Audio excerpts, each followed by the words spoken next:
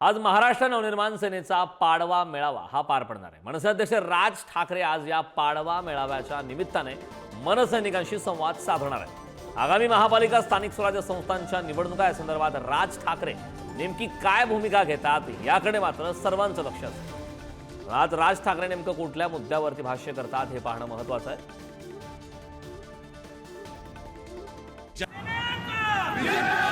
जमलेल्या माझ्या तमाम हिंदू बांधवांनो, भगिनींनो आणि मातांनो, मी लहानपणापासून अनेक पराभव पाहिले, अनेक विजय देखील पाहिले। पराभवाने मी कधी खचलो नाही आणि विजयाने कधी हुरळून गेलो नाही। जगाला हेवा वाटावा असा महाराष्ट्र माझ्या हातून घडावा एवढीच फक्त माझी प्रामाणिक इच्छा आहे। सगळे राजकीय सगळे पक्ष मेले तरी चालतील, महाराष्ट्र जगला पाहिजे। बरं, सगळेच जण आपापला विचार करतायत, किमान आपण तरी महाराष्ट्राचा विचार करू। हे राज्य माझं, या राज्यामध्ये माझा जन्म झाला, हे राज्य कुठच्या कुठे जायला पाहिजे।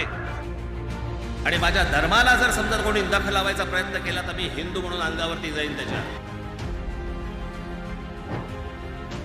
आज असंख्य पक्षांना हा प्रश्न पडलेला आहे। खासदारकीला पराभव झाले, आमदारकीला पराभव झाले, तरी या पक्षामधली माणसं सगळी एकत्र कशी काय राहतात?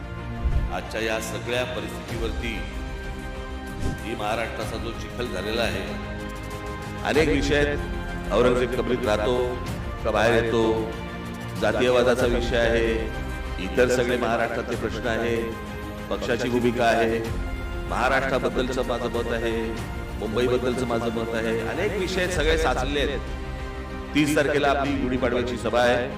सर्वजण जोमाने, जोशात, उत्साहात सर्वजण शिवदुर्गावरती पोहोचा। जय हिंद, जय महाराष्ट्र।